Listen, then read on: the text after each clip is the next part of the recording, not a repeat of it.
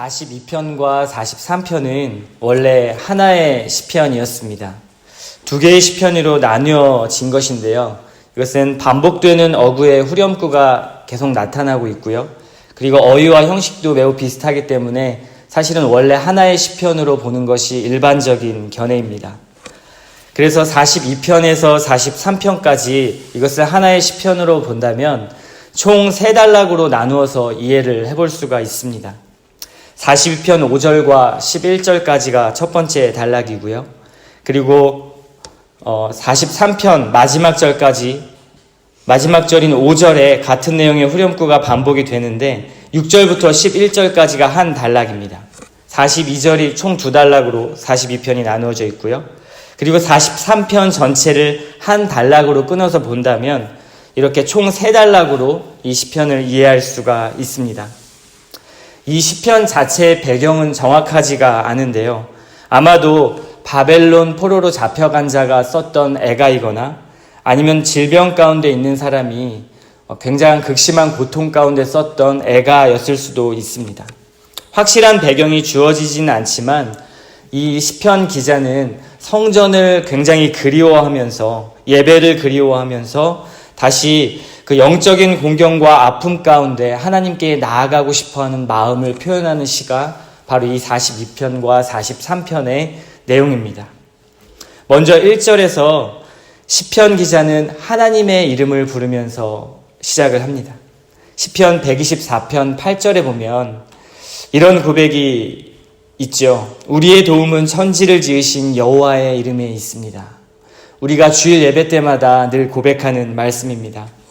하나님의 이름이 우리를 도우신다면 끊임없이 도움이 필요한 우리들은 하나님의 이름을 불러야 하는 것이 마땅할 것입니다. 42편의 이 시편 기자도 하나님을 부르면서 시작하고 있습니다. 하나님이여, 사슴이 시냇물을 찾기에 갈급함같이 내 영혼이 주를 찾기에 갈급합니다. 목마름 때문에 숨을 헐떡이면서 찾는 이 사슴은 갈증의 고통 속에서 죽어가고 있습니다. 그런데 시편은 자신의 영혼이 이 사슴과 같이 헐떡이면서 목마름을 호소하고 있다고 고백하고 있는 것이죠. 이 찾는 물이 어떠한 물이었을까요? 바로 생명의 물을 주시는 하나님에게서 나오는 것을 찾고 있는 것입니다. 영혼이 목마르다라는 이 느낌은 우리의 영적인 갈급함을 의미하기도 하죠. 왕이신 하나님을 찾는다라는 것입니다. 그러나 하나님은 보이지 않고, 그리고 내게 주어지는 환경과 상황들은 광야와 같이 어려움 속에 가득 차 있다라는 것을 표현하는 것이 바로 1절의 말씀입니다. 그 목마름을 해소하지 못할 상황에서 처한 시편 기자의 마음이 간절하게 나타나고 있는 것이죠. 하나님은 보이지 않고, 그리고 멀리 떨어진 느낌이 마구마구 들 때, 나에게 상관하시지 않는 것 같은 그때의 마음이 지금 이 시편 기자의 마음인 것입니다. 타들어가는 답답함과 막막함 속에서 하나님을 간절히 찾고 있는 그의 마음. 왜 그렇게 하나님을 찾고, 그리고 왜 그렇게 하나님을 찾아야만 했던 것일까요? 왜냐하면 하나님이 주신 말씀을 통해서 그의 갈급함이 해소가 될 때, 그리고 멀어진 하나님께서 내 옆에 계시다라는 것을 느낄 수 있을 때, 그것이 하나님의 나라를 누리는 것이고 우리가 가장 원하는 천국을 누리는 것이기 때문입니다. 천국을 간다는 것, 이것은 주와 함께 있는 것이기 때문입니다. 주와 함께 있을 때 천국을 누린다라는 것이죠. 시편 기자는 이와 같이 살아계신 하나님을 긴급히 찾습니다. 천국을 누리기 위해서이죠. 죽을 것 같은 메마름 속에서 하나님을 갈망하며 그분의 얼굴을 뵙기를 간절히 간청하고 있습니다. 2절의 내용입니다. 내 영혼이 하나님, 곧 살아계시는 하나님을 갈망하나니 내가 어느 때에 나아가서 하나님의 얼굴을 배울까? 하나님의 얼굴을 뵙는다라는 것이 무엇을 의미하는 것일까요? 구약의 이스라엘 백성의 사람들은, 특히 남자들은 1년에 3번씩 성소 앞으로 나아가야 했습니다. 그리고 나아가서 하나님을 예배해야 했었는데요. 그런데 시편 기자는 지금 성소로부터 굉장히 멀리 떨어져 있는 상황인 것 같습니다. 시편 기자가 성소와 멀리 떨어져 있고, 그리고 하나님 앞에 예배를 그리워한다는 것을 우리가 어떻게 알 수 있을까요? 4절의 내용을 통해서 알 수 있습니다.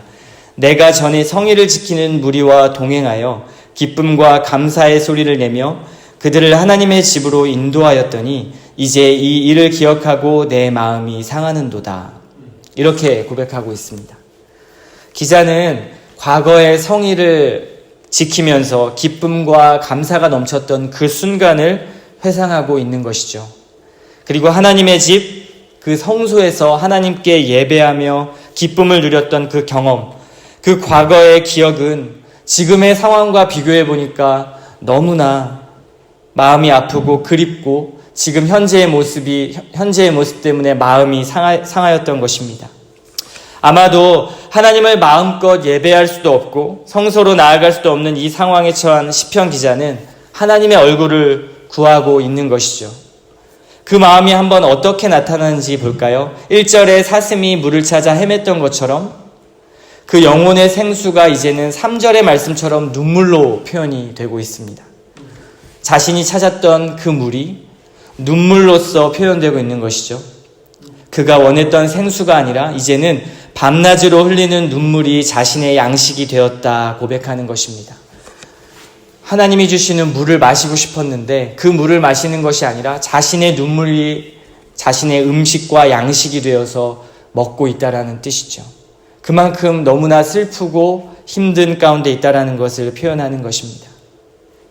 그리고 사람들은 그 시편 기자의 상황을 보면서 이렇게 조롱하지요. 대체 하나님이 어디 있다는 거지? 하나님이 계시다면 너는 이러지 않을 거야. 라는 것입니다. 이것을 구약의 이스라엘 백성의 상황에서 이해해 본다면 이런 것입니다. 하나님이 이스라엘 백성들을 늘 인도하시고 그리고 택하신 백성으로 하나님께서 도와주신다 하셨고 그렇게 굳게 믿었던 이스라엘 백성들은 이제 아수르에게 망했고요. 그리고 바벨론에게 망해서 나라를 잃고 포로로 끌려간 상황입니다. 그들의 심정을 한번 상상해 보십시오. 이 말이 나올 수밖에 없습니다. 도대체 하나님은 어디 계십니까? 어디 계시기에 우리의 나라가 다 망하고 우리가 이렇게 포로 가운데 끌려가야 하는 것입니까? 라고 분명히 그렇게 생각했을 것입니다. 하나님의 자녀인 우리가 고통을 겪고 있습니다. 도저히 이해할 수 없는 아픔을 겪는 것이죠. 사람들은 말합니다. 하나님이 계시다면 너에게 이런 고통이 과연 주어질까? 너가 하나님을 믿는다면 하나님이 나타나서 지금의 문제를 바로 해결해 주셔야 하는 것이 맞지 않을까? 하나님이 있다면 너는 왜 그렇게 매일 우울해하니? 왜 그렇게 삶에 힘들어하는지 그 이유를 한번 설명해봐. 이렇게 저희를 조롱하고 하나님을 믿는 사람을 조소할 수 있습니다. 며칠 전에 SNS에서 어느 목사님의 이야기를 보았습니다. 경제적 상황이 어려워서 한 성도의 카페를 빌려서 겨우 예배를 드리는 그러한 교회의 목사님이셨습니다. 그런데 그 목사님의 가족이 머물고 있는 그 사택에서 화재가 일어났습니다. 안방에 놓여진 그 냉장고 뒤에 불이 붙어서 화재가 났던 것이죠. 아마도 그 냉장고가 굉장히 오래된 냉장고이고 그리고 먼지가 많이 쌓여 있어서 그래서 불이 붙어서 화재가 났던 것 같습니다. 그로 인해서 사모님과 두 딸이 굉장히 크게 다쳤는데요. 다행히 그 목사님은 새벽기도 준비 때문에 사고를 당하시지는 않았습니다.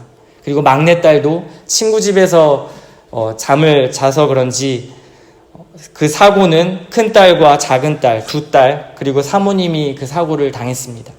사모님과 막내딸은 전신 화상을 입게 되었는데요. 전신을 붕대로 퉁퉁 감아서 입원한 모습이 사진으로 보여졌습니다.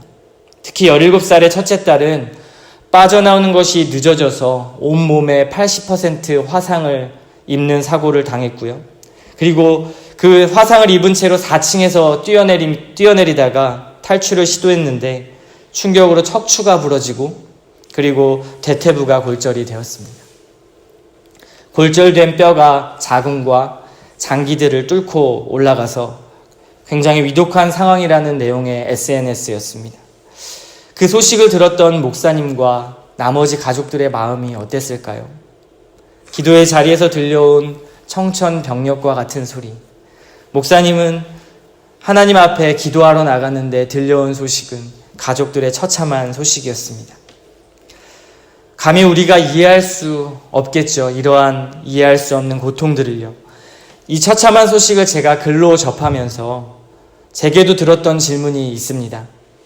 하나님, 주의 뜻대로 살겠다고 저 좁은 길을 가는 저 목사님에게 도대체 왜 그러십니까? 가난하게 살아가는 저 가엾은 가족들에게 무슨 죄가 있길래 하나님께서 이러한 고통을 주십니까? 라는 생각이 들었습니다. 하물며 하나님을 믿지 않는 사람들은 어떠한 생각을 하게 될까요? 목사의 가정에 저런 일들이 생긴다고 하나님이 살아있다면 하나님의 말씀을 전하는 목사님의 가정에 저런 일이 있을까라고 비난할 것입니다. 시편 기자의 마음은 이러한 조롱과 비난 가운데서도 그들의 삶의 일부와 같았던 성전을 그리워하고 있는 것입니다. 하나님을 찾고 있는 것이고요. 절망과 모든 것이 끝났다고 생각할 때 그럼에도 불구하고 하나님을 찾으며 하는 고백이 5절의 고백입니다. 우리 다 같이 한번 읽어보겠습니다. 내 영혼아, 네가 어찌하여 낙심하며 어찌하여 내 속에서 불안해하는가? 너는 하나님께 소망을 두라. 그가 나타나 도우심으로 말미암아 내가 여전히 찬송하리로다. 아멘. 이런 절망과 시면 속에서 우리가 해야 할 고백은 바로 이와 같은 고백이라고 성경은 우리에게 제시하고 있습니다. 이 시편 기자는 낙심 가운데 하나님을 기억한다라고 고백합니다. 그러나 생명의 물을 찾는다고 말했던 그가 원했던 물은 이제 눈물로 그의 양식이 되어버렸고요.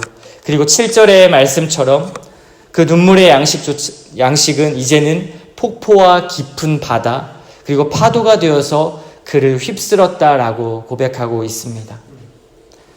시편에 이 드러난 물의 이미지가 점점 더 고통스러워지고 있는 것이죠. 그래서 7절은 이렇게 말합니다. 주의 폭포 소리에 깊은 바다가 서로를 부르며 주의 모든 파도와 물결이 나를 휩쓸었나이다. 이제 하나님 앞에 원했던 그 생명의 물이 오히려 자신을 덮쳐버리고 자신에게 더 큰 고통 가운데로 나온다고 느껴지고 있습니다. 극도의 괴로움과 고통 속에서 죽음의 위협을 느끼고 있는 이 시편 기자. 이 시편 기자는 9절에서 이렇게 이야기합니다. 어찌하여 나를 잊으셨습니까? 라고 고백하는 것이죠. 그리고 10절에서는 시편 기자가 밤낮으로 흘렸던 그 눈물의 고통이 이제는 뼈를 찌르는 칼과 같이 그리고 그의 뼈를 부수는 것과 같은 고통을 준다고 말하고 있습니다. 그리고 여전히 많은 사람들은 그를 비난합니다. 도대체 너의 하나님이 어디에 있느냐라고 조롱하는 것이죠. 나의 문제 앞에 사람들의 조롱을 받는다라는 것은 너무 견디기 어려운 일일 것입니다. 삶의 어려운 문제 앞에서 나 자신 하나도 추스리기 힘든데 주위 사람들까지 하나님이 없다라고 이야기하며 나를 조롱하는 것, 우리의 마음은 더욱 깊은 파도 속으로 더욱 깊은 수렁으로 빠져 들어가게 될 것입니다. 지금 이 시편 기자의 마음이 여기까지 오게 된 것이죠. 또 그러나 반대로 특별한 삶의 문제가 없는 경우에도 영적인 침체가 우리의 마음을 흔들어 놓을 수도 있습니다. 이 시편 기자의 마음과 완전히 반대되는 것이죠. 삶의 문제는 전혀 없는데 영적으로 침체되어서 마음이 괴로운 것입니다. 그런 문제에 있는 사람들은 이러한 고민들을 하게 되죠. 도대체 신앙이 무엇일까라는 깊은 고민입니다. 하나님은 어떤 분일까? 왜 고통과 아픔을 허락하시는 걸까? 나의 신앙이 구원을 받을 수 있기는 한 걸까? 나는 한번 잘 믿어보고 싶은데 내 마음은 늘 탐욕과 음란 가운데 무너지는 이유는 무엇일까? 이런 내가 하나님의 자녀라고 말할 수 있을까? 내 모습은 여전히 위선이고 가식 같아 보이는데 모든 걸 다 내려놓고 싶다라는 이 영적 침체 가운데 빠져 들어갈 수도 있습니다. 이런 고민은 신앙인이라면 누구나 한 번쯤은 거쳐가고요. 또 해야 하는 고민입니다. 그런데 여기서 점점 더 깊게 빠져서 이제는 그 고통 가운데 있을 때에는 너무나 괴로운 것이죠. 오히려 스스로가 하나님이 계신 걸까라고 스스로를 비난하며 그런 깊은 고민까지 가게 만들기 때문입니다. 신앙의 기쁨이 없어지는 것이죠. 신앙생활은 하고 있는데 하나님을 누리지 못하는 것입니다. 그래서 결국 자신이 아무리 많은 사색과 고민을 하고 깊은 묵상에 젖어 있다 할지라도요, 해답을 주지는 못합니다. 오히려 깊은 심연에서 더욱 허덕일 뿐이고요. 그리고 그 심연의 문에서 나와 이제는 하나님께 말하기 시작해야 하는데 그 자리를 맴돌고 있는 것입니다.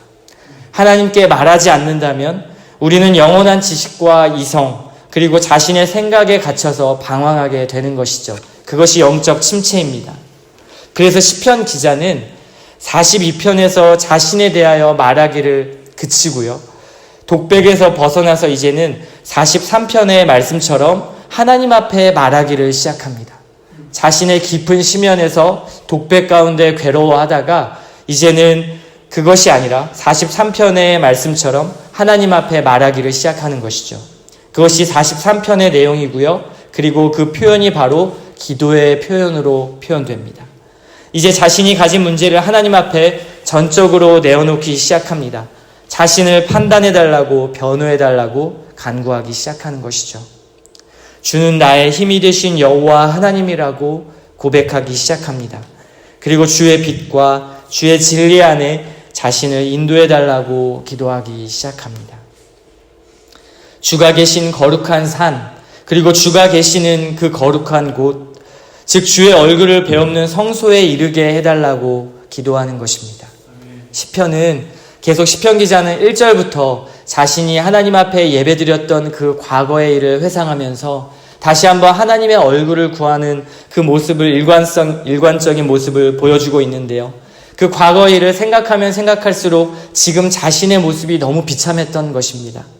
그래서 하나님의 얼굴을 구했던 것인데, 그리고 자신의 독백 가운데 자신의 처량한 모습을 한탄했던 것인데, 이제 43편에서는 하나님을 찾으며 나아가는 것입니다. 하나님의 전에 나아가 주를 찬양할 수 있도록 도와달라고 하나님 앞에 호소하는 것이죠. 어쩌면 이 시편 기자는 42장 6절의 말씀처럼 지리적으로 성소와 가장 멀리 떨어져 있는 그것을 상징하는 헤르몬산과 같은 곳에서 이 고백을 하고 있는 것일 수도 있습니다. 무슨 말이냐면 성소와 가장 멀리 떨어진 곳에서 하나님을 찾고 있는지도 모르겠습니다. 이것은 무엇을 의미할까요? 실제로는 이루어지기 어렵고 막막한 가운데 그것을 이루어달라고 하나님 앞에 기도한다라는 것입니다. 가장 멀리 떨어진 곳에서 하나님 성소에 나아가기를 원하고 구한다라는 것. 이것이 우리의 삶으로 적용해 본다면 이루어지기 어렵고 정말 이것은 해결될 수 없는 문제라고 생각할 때 그런 막막한 가운데 하나님을 찾는다라는 것입니다. 결국 이 시편 기자는 자신의 좌절의 독백에서 하나님을 찾는 자리로, 그리고 이 시편이 늘 말씀하듯 찬송의 자리로 나아가게 됩니다. 5절의 말씀입니다. 내 영혼아, 네가 어찌하여 낙심하며 어찌하여 내 속에서 불안해하는가? 너는 하나님께 소망을 두라. 그가 나타나 도우심으로 말미암아 내 하나님을 여전히 찬송하리로다. 아멘.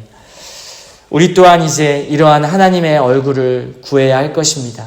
이 시편 기자가 머물러 있던 그 독백의 자리에서 벗어나 이제는 하나님 앞에 기도하는 자리로 삶의 외적인 아픔, 내적인 아픔과 고민 속에서 스스로 고민을 찾기보다는 하나님 앞에 말하고 하나님 앞에 구하는 자리로 나아가는, 그리고 더 나아가 찬송의 자리로 나아가는 여러분 되시기를 소원합니다.